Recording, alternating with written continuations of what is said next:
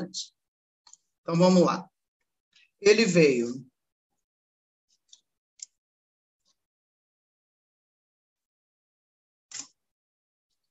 primícias do seu reino.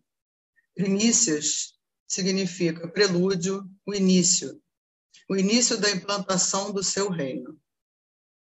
Ele quem? Que reino é esse? Vamos fazer uma viagem de retorno para que a gente possa sentir a verdadeira dimensão de tudo isso que aconteceu. É importante sentir, porque o conhecimento, todos nós, a maioria de nós já tem. Mas para aprender, a própria neurociência já confirmou isso, há que se sentir, tem que envolver emoção. Sempre é bom, antes de todos os estudos, a gente lembrar que tudo que a gente conversa aqui é sob a ótica da doutrina espírita.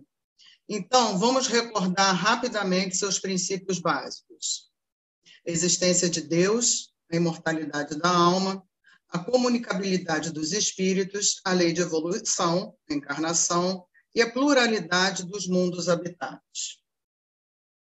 Para que a maioria desses princípios básicos se confirme, nós vamos focar especialmente no último, pluralidade dos mundos habitados. Em João 14, capítulo 14, versículo 2, o Jesus afirma: na casa do meu Pai há muitas moradas. Tanto no livro dos Espíritos quanto no Evangelho segundo o Espiritismo, nós vamos ter a ideia da progressão dos mundos, bem como a dos espíritos. Essa tabelinha bem resumida mostra lá dos mundos primitivos, provas e expiações, regeneração, mundos felizes e mundos celestes ou divinos. A progressão dos espíritos aqui à direita, onde a gente vai se afastando cada vez mais da materialidade e o mal cada vez mais vai desaparecendo. Isso de forma bem resumida. Tá? No Evangelho segundo o Espiritismo, no capítulo 3, item 2, está lá, a casa do Pai é o universo. As diferentes moradas são os mundos que circulam no espaço infinito. Independentemente da diversidade dos mundos, essas palavras de Jesus podem referir-se ao estado venturoso ou desgraçado do espírito na erraticidade. Logo, tudo e todos progridem. A lei do progresso é uma das leis divinas, lembrando que planetas morrem e nascem. Por que é importante a gente lembrar disso? Porque a gente tem que lembrar sempre desse eterno movimento de tudo. Tudo é energia, tudo vibra o tempo todo, tudo se movimenta. Então, vamos lá na formação da nossa atual morada, o planeta Terra. No livro A Caminho da Luz, Emmanuel traz para a gente que rezam as tradições do mundo espiritual que, na direção de todos os fenômenos do nosso sistema, existe uma comunidade de espíritos puros e eleitos pelo Senhor Supremo do Universo, em cujas mãos se conservam as rédeas diretoras da vida de todas as coletividades planetárias. Essa comunidade de seres angélicos e perfeitos, da qual é Jesus, um dos membros divinos, ao que nos foi dado saber, apenas já se reuniu nas proximidades da Terra para a solução de problemas decisivos da organização e da direção do nosso planeta, por 2 vezes no curso dos milênios conhecidos. De acordo com a ciência, há aproximadamente 4,6 bilhões de anos teve início a formação do planeta Terra por acreção. Acreção é a acumulação de matéria ao redor de um astro por efeito de gravitação. Tá? Essa acreção foi de material que saiu da nebulosa solar. Sabemos também, através desse mesmo livro citado anteriormente, que essa Pleiade, da onde Jesus mora, né, vamos dizer assim, eles não ficam fixadamente, mas seria o próprio Sol. Na Gênese bíblica, nós vamos encontrar: no princípio criou Deus o céu e a terra era sem forma e vazia, e havia trevas sobre a face do abismo, e o Espírito de Deus se movia sobre a face das águas. E disse Deus: haja luz, e houve luz. Óbvio que eu não vou trazer esse capítulo inteiro, até porque não é o objetivo do estudo. Mas eu trouxe 3 trechinhos para que a gente perceba uma coisa. E disse Deus: ajuntem-se num só lugar as águas que estão debaixo do céu e apareça a parte seca. E assim foi. E disse Deus, haja luminares no firmamento do céu para fazerem separação entre o dia e a noite, sejam eles para sinais e para estações e para dias e anos. Então disse Deus, façamos o homem à nossa imagem, conforme nossa semelhança, domine ele sobre os peixes do mar, sobre as aves do céu, sobre os grandes animais. Por que eu trouxe esses trechos? Para a gente perceber que o primeiro ato da criação se expressa sempre com o anúncio e disse Deus. São 7 dias e este anúncio se repete no começo de cada dia. Isso vem comprovar o que Emmanuel descreve a Caminho da Luz, que existe, na verdade, uma pleiade de espíritos responsáveis pela criação desses orbes. Até porque a gente lê no hebraico, começa sempre Bereshit bara Elohim, e Elohim significa deuses, e não Deus. Tá? Então, é no plural. O divino escultor, voltando ao livro Caminho da Luz.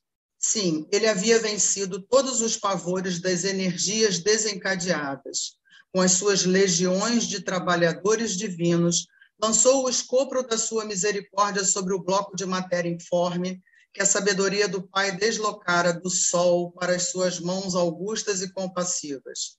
Operou a escultura geológica do orbe terreno, talhando a escola abençoada e grandiosa na qual seu coração haveria de expandir-se em amor, claridade e justiça. Jesus organizou o cenário da vida, criando sob as vistas de Deus o indispensável à existência dos seres do porvir. Jesus, o Cristo planetário, pertence a uma comunidade de espíritos puros. Essa comunidade de espíritos puros tem como função dirigir coletividades planetárias. E Jesus é o governador desse orbe, do nosso orbe. E quando a Terra transitava para planeta de provas e expiações, para que houvesse ajuda aos que aqui já habitavam, houve a transmigração de almas.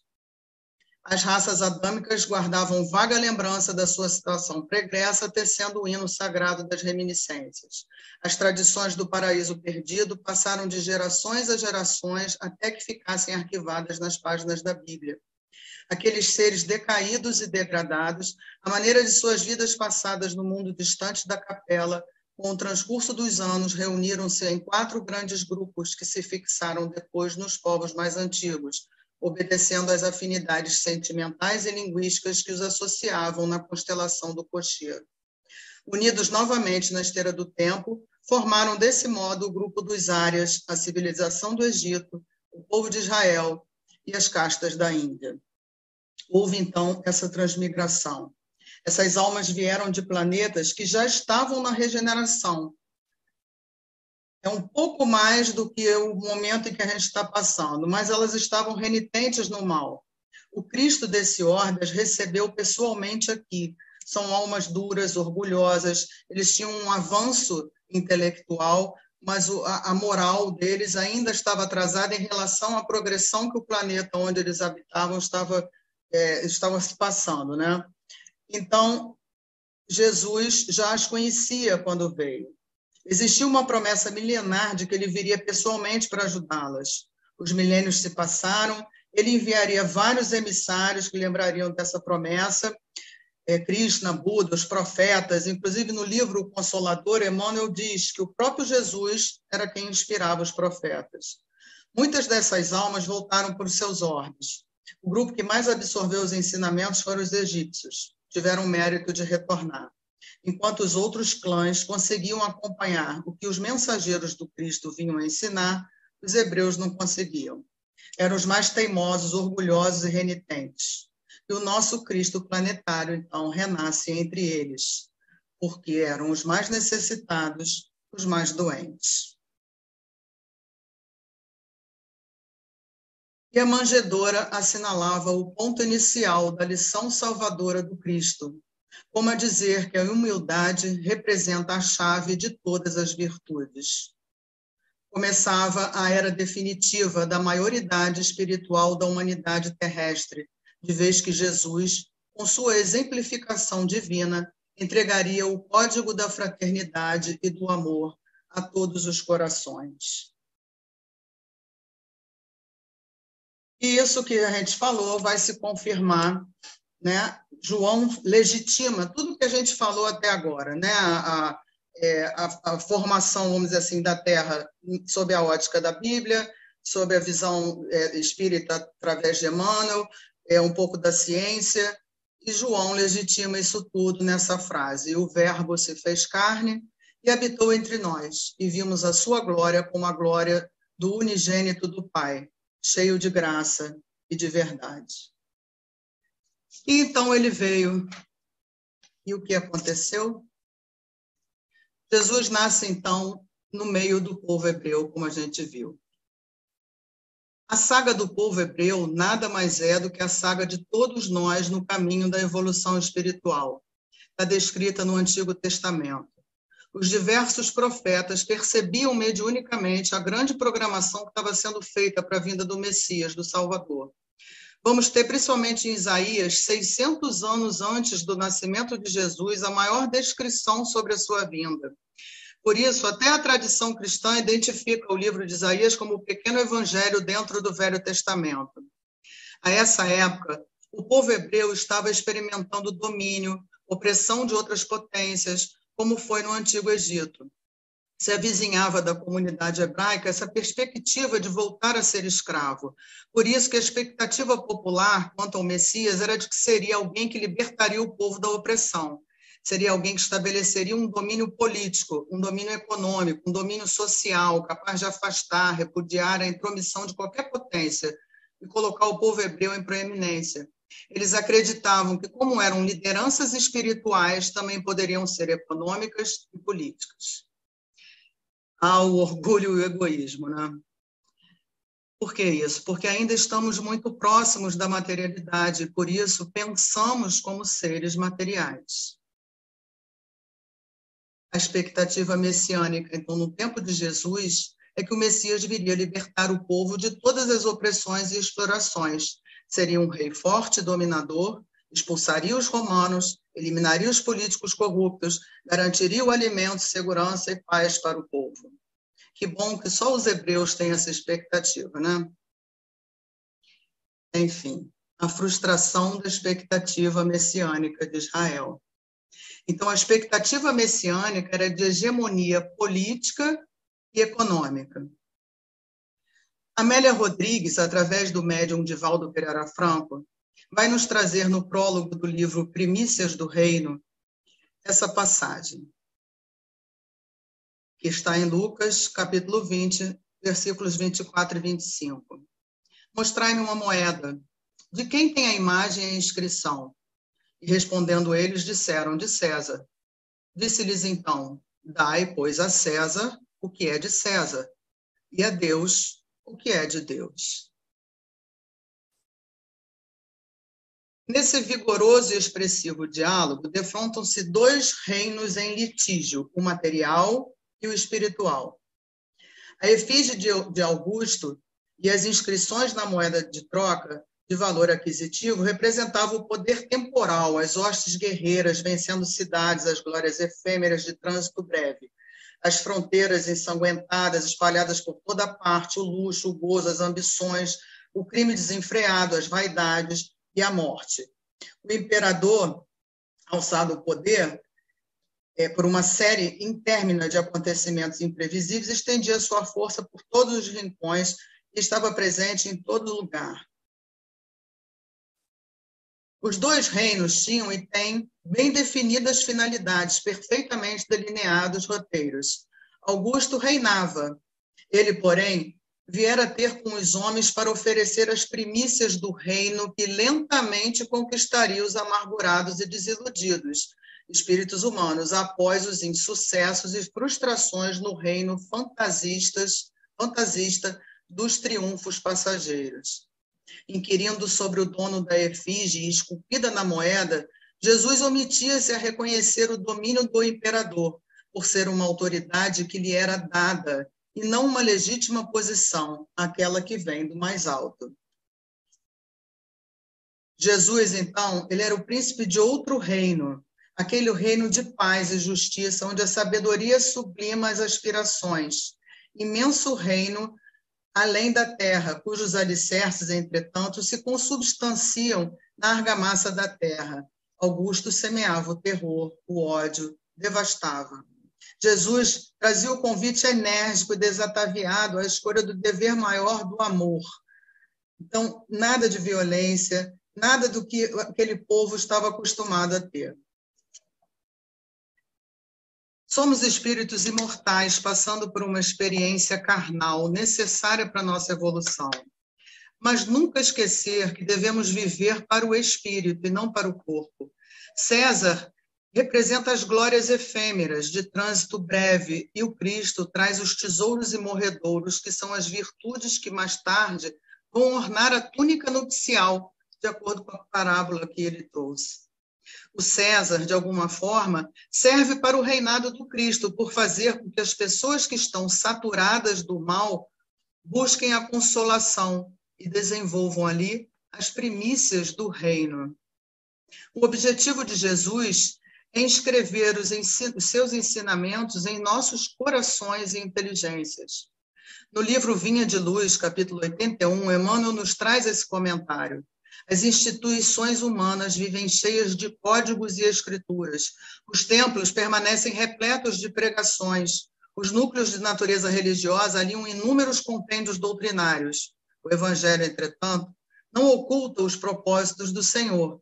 Toda movimentação de páginas rasgáveis, portadoras de vocabulário restrito, representa a fase de preparo espiritual, porque o objetivo de Jesus é inscrever os seus ensinamentos em nossos corações e inteligências. Poderemos aderir de modo intelectual aos mais variados programas religiosos, navegarmos a pleno mar da filosofia e da cultura meramente verbalistas, com certo proveito à nossa posição individual diante do próximo. Mas diante do Senhor, o problema fundamental de nosso espírito é a transformação para o bem, com a elevação de todos os nossos sentimentos e pensamentos. O Mestre escreverá nas páginas vivas de nossa alma os seus estatutos divinos. Tenhamos disso a certeza. E não estejamos menos convencidos de que, às vezes, por acréscimo de misericórdia, nos conferirá os precisos recursos para que lavemos nosso livro íntimo com a água das lágrimas, eliminando os resíduos desse trabalho com o fogo purificador do sofrimento. Vamos lembrar que no Antigo Testamento, o profeta Natã advertiu Davi para não construir um templo de pedra. A orientação foi de uma tenda móvel, de um espaço mais simples que pudesse se deslocar com os peregrinos, porque nós somos peregrinos na terra. Então, nossos espaços religiosos, nossos templos religiosos têm que ser flexíveis para mudarem junto conosco. Precisam nos acompanhar nas mudanças que a vida tem. O que aconteceu é que foi se dando uma dimensão política, econômica e também de templo de pedra para uma vivência religiosa que tem que ser, antes de mais nada, interior. No meio dessa advertência, inclusive, é que é feita a profecia de Emanuel, que significa Deus conosco. Esse filho seria o templo. Então, o templo seria um ser humano. O tabernáculo sempre foi uma tenda móvel. Nós também somos uma tenda móvel. É o corpo que usamos para peregrinar. Nós ainda precisamos peregrinar. A construção do templo foi reprovada, advertida, mas foi feita no Monte Sião. Todo o aspecto sagrado, todo o aspecto da espiritualidade foi transferido para uma coisa, um lugar. Houve, então, um deslocamento de uma religiosidade, espiritualidade interna para algo externo. E não é o que muitos de nós ainda fazemos? A revelação divina estava indicando um modelo e um guia que representaria o verdadeiro templo, o templo da consciência, o templo do coração, a experiência religiosa que é móvel, que se adapta. Nosso tabernáculo eterno é o nosso coração, nosso interior. O Cristo veio demonstrar na prática como é desenvolver o nosso tabernáculo interior. Ele não veio ser o novo tabernáculo, isso seria substituir uma coisa material por outra. Ele veio ser o modelo do tabernáculo interno. O tabernáculo fica no eu profundo, no espírito imortal. É onde Deus se comunica com cada um de nós através da linguagem do pensamento, das ideias, dos sentimentos, das emoções. O templo somos nós, Deus habita em nós. E aí eu questiono, será que essa profecia do Emanuel se cumpriu? Porque se Emanuel significa Deus conosco, será que ela se cumpriu? Nós vemos Deus conosco ou ainda está tudo muito externo? Até hoje, muitos de nós ficam tentando compreender por que esse Messias, Jesus, não correspondeu às expectativas do povo que o recebeu. Será que nós o compreendemos? Até hoje tropeçamos nas expectativas messiânicas. Ainda não entendemos o caminho do Cristo para solucionar as mazelas do mundo. Ele começa no indivíduo para chegar na sociedade, e não ao contrário. O Evangelho avança palmo a palmo, um coração por vez, mas vai atingir a quase todos. E quando atingir, o planeta muda. O caminho que o Cristo propõe é muito diferente, não usual, incomum. Não é o caminho que a multidão toma. Como diz Alcione no livro Renúncia, a mensagem do Cristo precisa ser conhecida, meditada, sentida e vivida. Jesus veio e sintetizou os 10 mandamentos em amar a Deus sobre todas as coisas e ao próximo como a si mesmo. A lei de adoração, a primeira lei moral, que está lá no livro dos Espíritos, que nós espíritas estudamos. Quando você adora, você se transforma naquilo que você adora. Onde estiver o vosso tesouro, aí estará o seu coração. Lembra dessa frase? Se você adora a Deus, você se torna divino. Por isso, Jesus pergunta a Pedro, Pedro, tu me amas? Ele não pergunta, Pedro, você acredita em mim? Não, ele pergunta, Pedro, tu me amas? Será que adoramos a Deus sobre todas as coisas? Será que a humanidade encarnada é realmente monoteísta? Ou a gente ainda adora várias coisas? Porque os deuses daquela época são representações simbólicas de forças da alma humana. Adorar é amar. Não é o que você acredita, é o que você adora. Emmanuel traz para a gente, no Vinha de Luz, um comentário sobre essa frase de Tiago: o vosso ouro e a vossa prata se enferrujaram. Os sentimentos do homem, nas suas próprias ideias apaixonadas, se dirigidos para o bem, produziriam sempre, em consequência, os mais substanciosos frutos para a obra de Deus. Em quase toda parte, porém, desenvolve-se ao contrário, impedindo a concretização dos propósitos divinos com respeito à redenção das criaturas. De modo geral, vemos o amor interpretado tão somente à conta de emoção transitória dos sentidos materiais, a beneficência produzindo perturbação entre dezenas de pessoas para atender a 3 ou 4 doentes. A fé organizando guerras sectárias, o zelo sagrado da existência criando egoísmo fulminante. Aqui, o perdão fala de dificuldades para expressar-se. Ali, a humildade pede a admiração dos outros. Todos os sentimentos que nos foram conferidos por Deus são sagrados. Constituem o ouro e a prata de nossa herança. Mas, como assevera o apóstolo, deixamos que as dádivas se enferrujassem no transcurso do tempo. Faz-se necessário trabalhemos afanosamente para eliminar a ferrugem que nos atacou os tesouros do Espírito. Para isso, é indispensável compreendamos no Evangelho a história da renúncia perfeita e do perdão sem obstáculos, a fim de que estejamos caminhando verdadeiramente ao encontro do Cristo. Isso está no livro Caminho, Verdade e Vida, no capítulo 24. Esse ser saiu dos impérios resplandecentes, como diz Emmanuel, para ombrear conosco, para ficar do nosso lado. A parábola do filho pródigo é a nossa parábola. Ele veio nos mostrar o caminho de volta. Nosso coração tem que começar a tocar no compasso, no ritmo, conectarmos-nos com o coração das alturas. O padrão do universo não é esse que vivemos aqui. Os mundos celestes são a maioria. Estamos mudando com esses encontros com Jesus?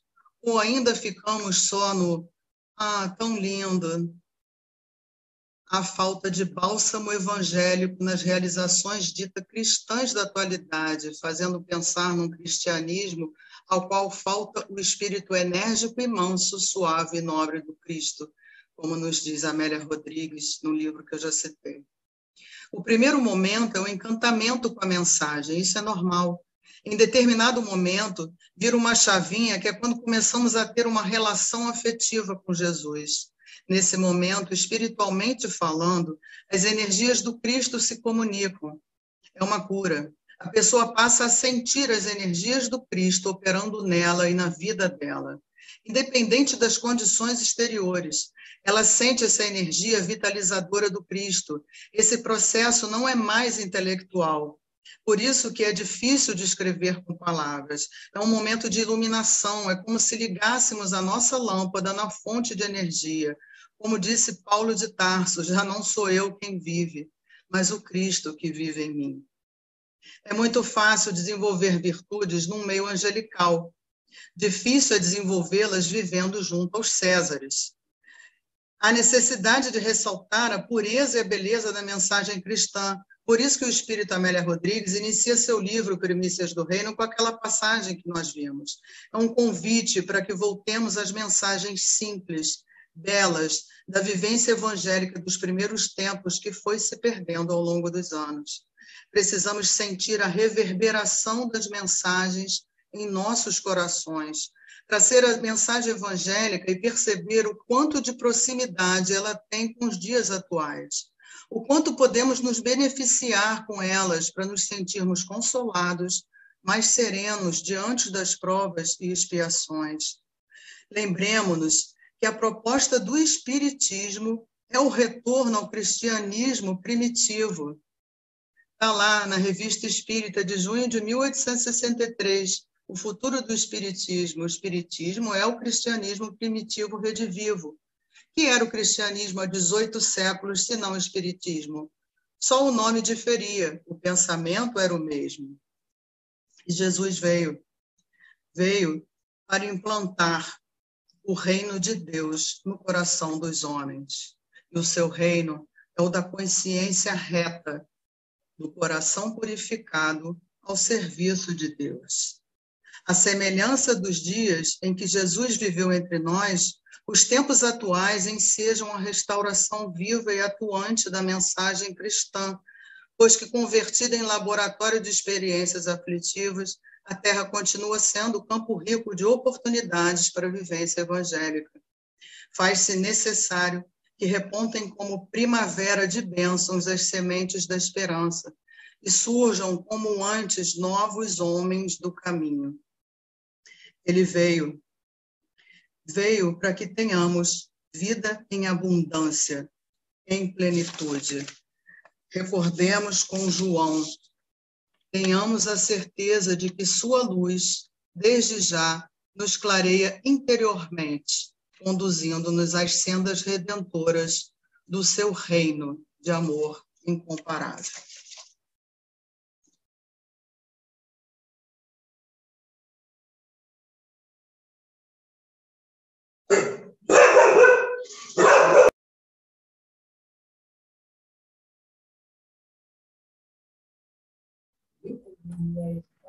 Obrigada, Adriana. Vamos ler aqui os comentários. Espera aí. Desculpa pelo latido, ainda bem que foi o final. Sem problema. Vamos aqui. Sônia Dias, lindo estudo. Parabéns, Adriana. Lia, emocionada.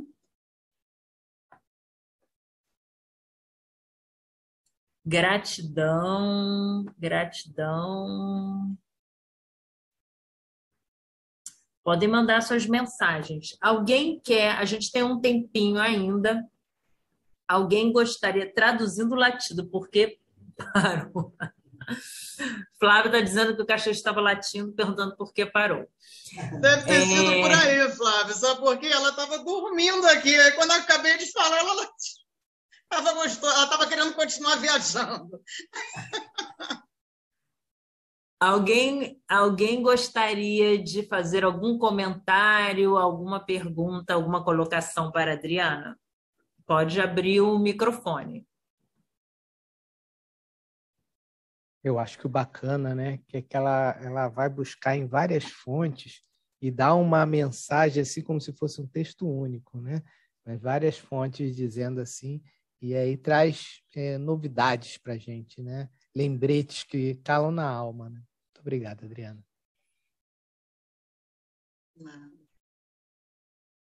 Eu fico feliz de ter passado isso, Flávio, porque a minha intenção é justamente essa, entendeu? Tentar trazer para o máximo de pessoas a questão de que tudo é uma coisa só, tudo está interligado, entendeu? É a ciência.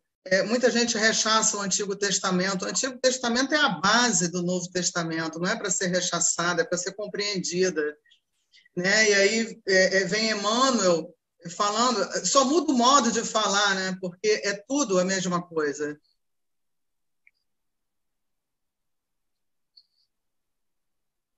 Sônia Dias botou uma pergunta aqui, ó. Adriana, quando Jesus teve maior dificuldade em lidar conosco, a seu ver? Eu acho que, na verdade, ele não tem dificuldade em lidar conosco, porque ele é elevado demais, ele compreende, tanto que a escolha dos 12 apóstolos, justamente ele pega um de cada personalidade, vamos dizer assim, para provar que o importante é você olhar aquele ser como um espírito imortal. Por isso que eu botei aqueles princípios básicos, né? Porque eu acho que às vezes a gente esquece daqueles princípios básicos, né? Quer dizer, se eu sou um espírito imortal, eu estou passando por este momento, já vim de outros e continuarei caminhando. Jesus, ele conseguia ver a alma, ver o espírito da pessoa, ele não via aquele momento. Pedro não era o Pedro, estava Pedro, né? João não era João, estava João. Enfim, cada um com suas vicissitudes lá. Quer dizer, fica bem claro, né? Se a gente pegar os 12 apóstolos, cada um tinha lá uma característica que muitos de nós têm, né? Se não todas, a maioria. Enfim, e eu acho que, na verdade, ele não teve problema, entendeu?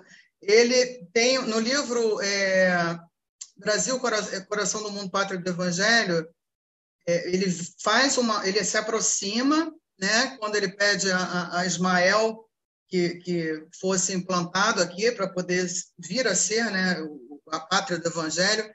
Assim, dá até uma ideia de tristeza, entendeu? Mas não de dificuldade, de tristeza com relação ao como estava o processo evolutivo das pessoas e tal, mas não um desânimo, enfim, porque ele compreende dentro da magnitude dele, que a gente não tem nem noção, nós estamos longe, mas eu acho muito importante, porque a gente fala, Jesus é modelo e guia, a gente continua naquela coisa da admiração, né, como se fosse um troço inalcançável. É sempre bom a gente lembrar, por isso que eu fui lá atrás, entendeu? Para ele chegar a espírito puro, ele também foi criado simples e ignorante, também passou por tudo, não sabemos a velocidade com que ele chegou lá, espírito puro. Todos fazem o mesmo percurso, o mesmo caminho. Os planetas são criados, desaparecem, por isso tem que se formar outros, para que haja essa eterna progressão, né? Não só dos espíritos, como dos mundos. Essa ideia de movimento toda, né? que eu achei muito interessante. A gente tem uma certa tendência a pensar numa coisa meio estática, né? Como se a Terra sempre tivesse existido e não vai morrer nunca. Enfim, aquela coisa meio... Aliás, como se a Terra fosse o único planeta que existe. Né? Muita gente ainda pensa assim. Verdade. Alguém quer fazer mais algum comentário, alguma pergunta para a Adriana, aproveitando esse nosso tempinho? Pode abrir o microfone e fazer o seu comentário.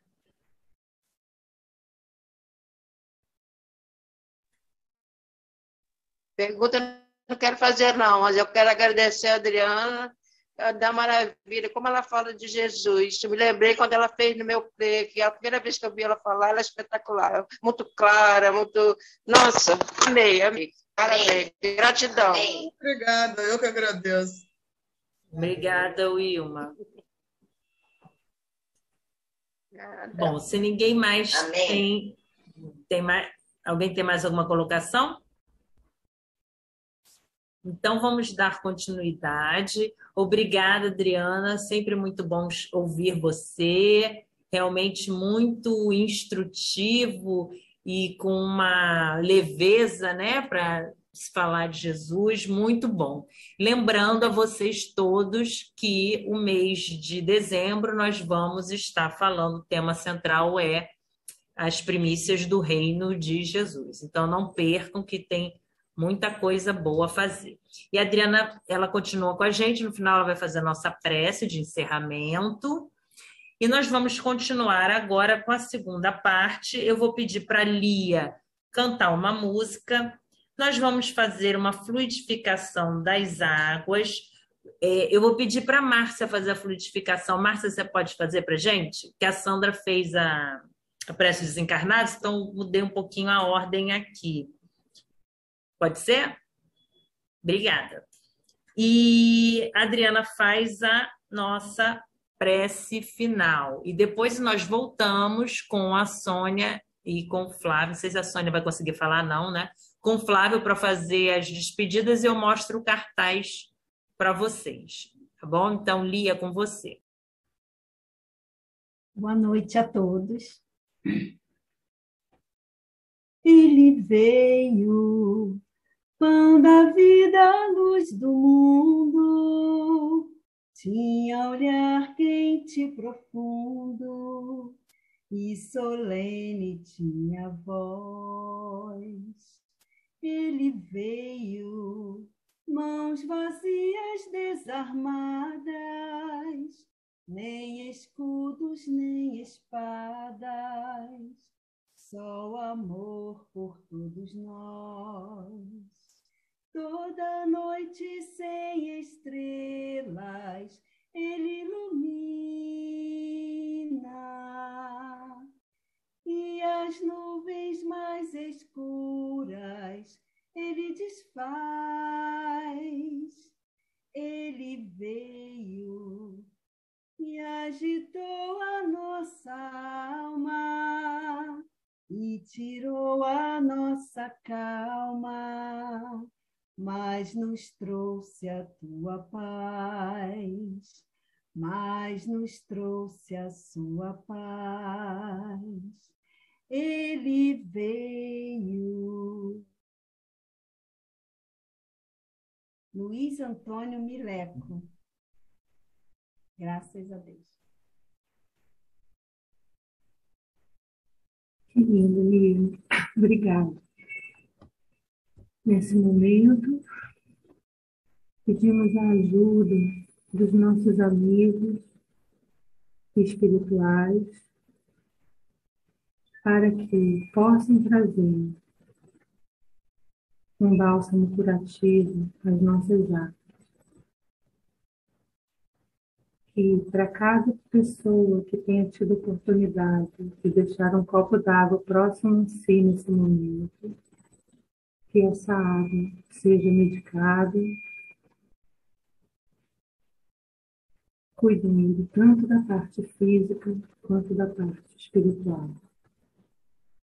Ampliando um pouco, vamos pedir pelas águas da nossa casa, de cada uma das casas de nós presentes, escutando essa reunião hoje, quanto aquelas pessoas que não puderam chegar. Cuida das nossas águas, coloque bálsamos curativos, atendendo às necessidades da família. E ampliando ainda mais as águas do prédio, dos nossos vizinhos, das pessoas que se encontram em desorganização interna, acalma, paz, nossos corações aflitos. Pedimos por todas as águas do planeta e agradecemos a oportunidade de viver. Muito obrigada, graças a Deus.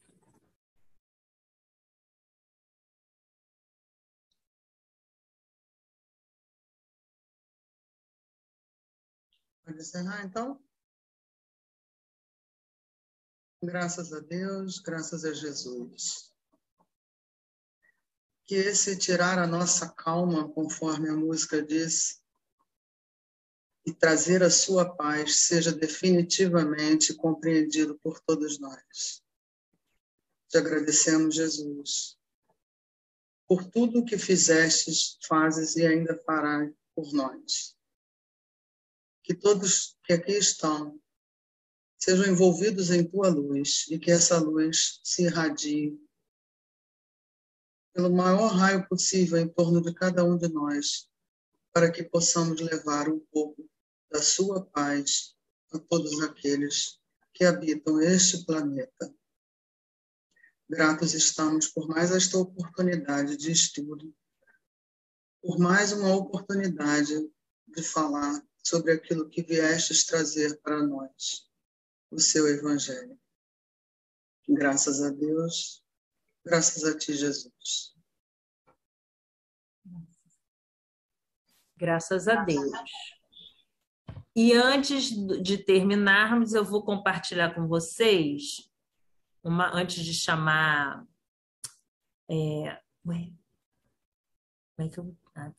Antes de chamar o Flávio para fazer o final, deixa eu só...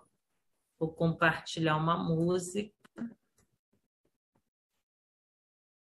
do coral que cantou agora em novembro no nosso encontro de corais online.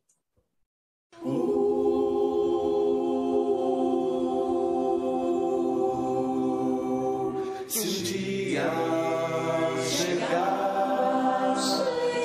Olha a André lá. É a Lívia.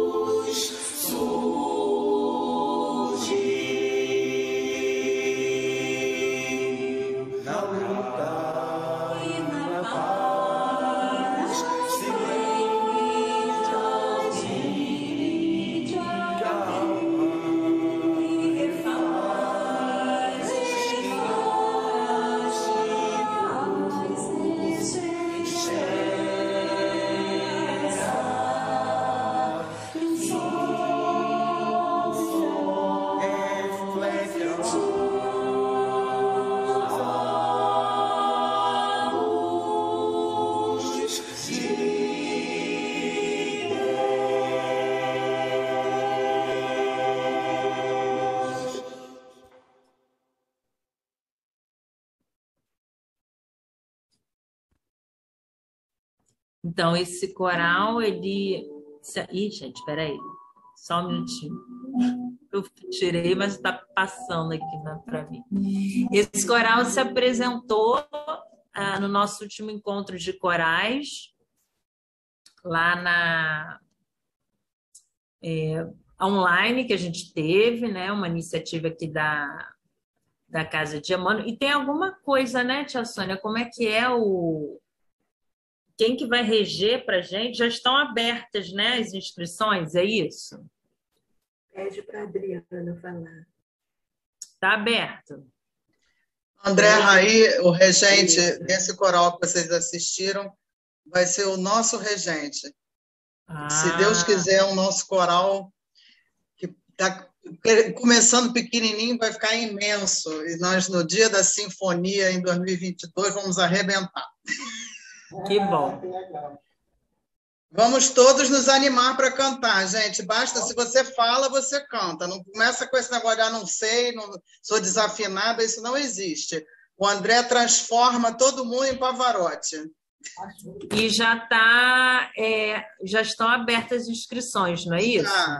Já. Então, quem quiser, entre em contato com a casa, diga aqui o seu ok, né, para poder participar. E eu vou compartilhar. A disse que está precisando de vozes masculinas, então isso é super difícil, né? Achar. Vamos nos animar. O Flávio. Aí, Flavinho. Bom, eu estou compartilhando aqui com vocês o cartaz do mês de dezembro. Peraí, deixa eu aumentar um pouco para vocês verem. Então, mês de dezembro, como eu falei, o tema Primícias do Reino de Jesus. Às terças, a sala vai abrir sempre às 18h30. Quer dizer, na verdade, abre às 18 e às 18h30 a gente começa.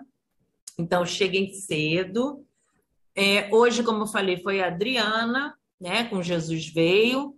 Semana que vem temos o Excelso Canto. Como temos cantado com o Excelso Poema Divino de Jesus? Será desenvolvido pela Sônia Formiga. Dia 21, ama-me? Tu me amas? Foi a pergunta que Jesus fez a Pedro. Será desenvolvida pelo Breno. E também vamos ter o Alto de Natal. No dia 28, a Karina Rafaeli vai desenvolver o tema Ide e Conquistai a Terra. E lembrando que dia 25 nós estaremos com o SOS Luz entregando os kits de Natal para os irmãos em situação de rua pelas ruas do Rio de Janeiro. Quem quiser participar, entre em contato também. E tanto na véspera de Natal quanto no Réveillon, às 23 horas, teremos um momento também aqui pelo Zoom, também pelo YouTube da Casa de Emmanuel, que vai ser uma prece de 15 minutos, mais ou menos, né, para quem estiver em casa. Essa prece de Natal, ano passado teve também, foi muito legal. E esse ano vamos repetir, na véspera de Natal, vamos estar todos unidos aqui, já que não podemos nos unir fisicamente ainda, então vamos nos unir aqui virtualmente, véspera de Natal e na véspera do Ano Novo.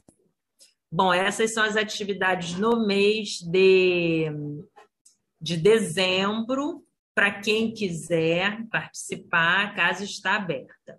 Eu vou me despedir de todos ali